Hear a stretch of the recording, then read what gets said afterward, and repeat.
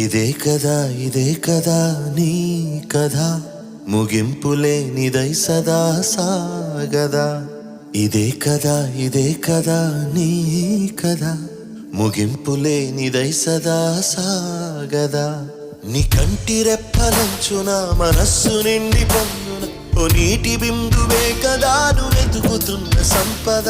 ఒక్కొక్క జ్ఞాపకానికి 100 ఏళ్ల ఆయువుందిగా, ఇంకెన్ని ముందు వేచెనో అవన్నీ వెతుకుతూ పదా. మనుష్యులందు నీ కథ మహర్షిలాగా సాగదా.